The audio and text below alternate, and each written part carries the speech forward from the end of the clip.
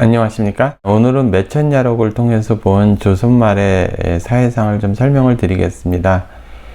먼저 매천야록을 설명을 드리면은요, 매천야록은 황현이라는 선비가 작성한 것입니다. 그러니까 그 역사 기록서죠. 황현이라는 선비는 1855년에 출생을 했고요. 전라남도에서 출생을 했습니다. 그리고 과거에 생원시까지 급제를 했는데, 당시에 그 조정의 부패상, 그리고 세도 정치, 그리고 민비와 대원군의 권력 다툼, 이런 것에 환멸을 느껴서 낙향을 해서 후학들을 가르치고요. 매천야록이라는 역사 기록서를 작성을 했습니다. 번역본도 상중하루에서 한 이 정도 두께로다가 두껍습니다.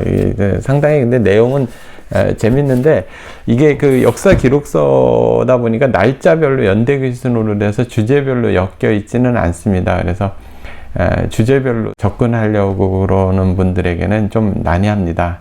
그 대신 이제 원전으로서의 의미가 있는 거죠. 그리고 이 매천야록을 앞으로 조금씩 좀 소개해 드리겠습니다. 또 매천야록 이외에도 역사서를 중심으로 소개시켜 드리겠습니다. 고종이 어떻게 정치를 했나, 이런 부분에 있어서 보면은요, 왕이 그 파당 정치의 중립적인 위치에 있거나 그것을 잘 중지하고, 아니면 파당 정치를 일수하려는 노력보다는 한 파당이 돼서 파당 정치의 원인이 되기도 했습니다. 제가 좀 설명을 드려보면은, 임금은 노론을 자처하면서 군신들을 대우할 때 세 당색으로 구별하여 폄하하고 야박함이 심했다. 당색을 셋으로 나눴다는 거죠. 칠품 참화관에서 육품 참상관에 오르기까지 극히 청아한 자리로 노론은 대교, 소론은 한림, 남인과 북인은 주소를 주어 이것을 가지고 높고 낮음을 삼았는데, 다른 벼슬도 이와 비슷했다. 매번 덱과 합격자의 여창을 알릴 때면 노론이면 친구라 하였고, 소론이면 저쪽이라 하였으며, 남인과 북인은 그놈이라 하였다.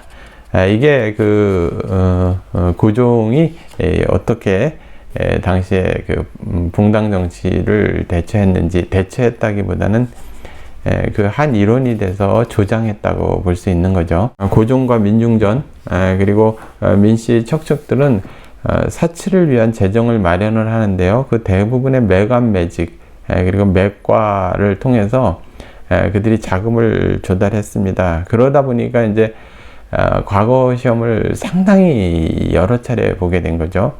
그러니까 기록을 보면 1880년에서 1894년 사이 조정은 1년에 평균 3회 과거를 실시한다. 이는 19세기 평균 2배였다.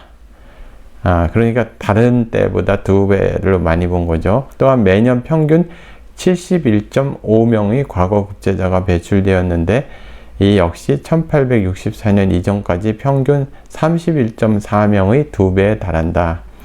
왜냐하면 이게 그 뇌물을 통해서 이렇게 과거에 급제하게 만들어준 것 때문이죠.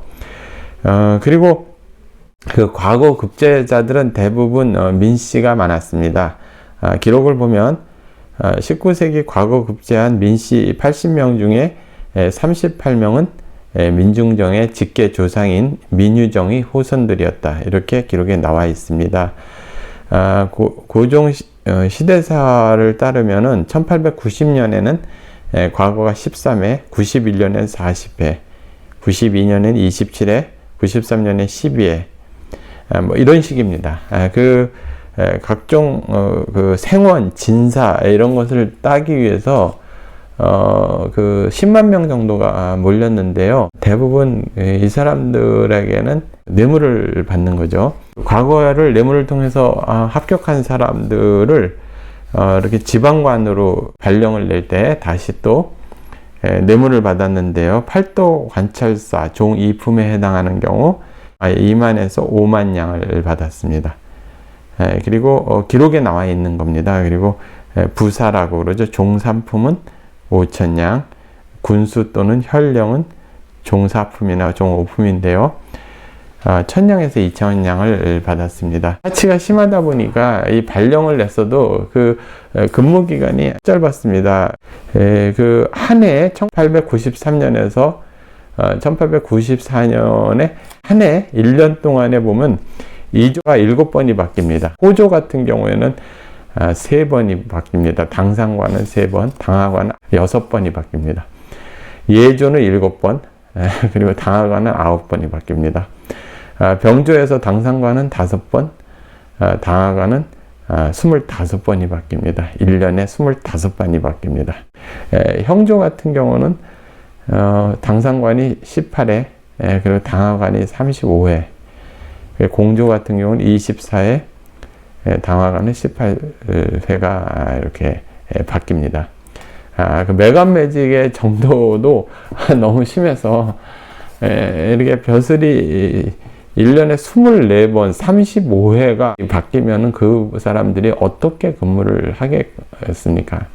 그리고 어떤 일들이 벌어졌는지 잘 아실 수 있죠. 관찰사의 경우에 경기도 같은 6번, 강원도 1번, 함경도 3번, 황해도 3번, 평안도 1번, 충청도 3번, 경상도 2번, 전라도 2번, 강원도 2번, 수원부 3번, 광주부 1번, 개성부 3번, 춘천부 1번.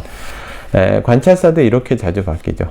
그 관직은 대부분 그 민씨 척족들이 권력을 독점을 하고, 그 순서를 보면은요, 대표적인 그 관리자 수를 보면은, 여흥민씨 같은 경우에는 관직수가 22명, 전주의씨는 6명, 양주조씨는 6명, 평상김씨는 5명, 이런 식으로 중앙관직도 민씨 척족들이 다 차지해 버립니다. 그뿐만이 아니라 그 군사 기관이라든지 뭐 지휘관이라든지 이런 건 뭐 이런 말할 수도 없는 거죠. 조선 정부는 이렇게 운영이 됐던 겁니다. 많은 사람들이 지금 조선을 미화해서 아름다운 조선 뭐 이렇게 이야기를 하지만 실제로는 사실과 다르죠. 역사를 사실과 다르게 가르쳐서야 되겠습니까? 그 부분의 그 재정 고갈의 원인은 고종의 그 빈번한 그 파티, 그리고 민비의 그 굿, 그리고 그 제례라고 그래야 되나요? 무당을 통해서 제사를 지내는 것, 이런 것에 거의 다 탕진을 하게 됩니다.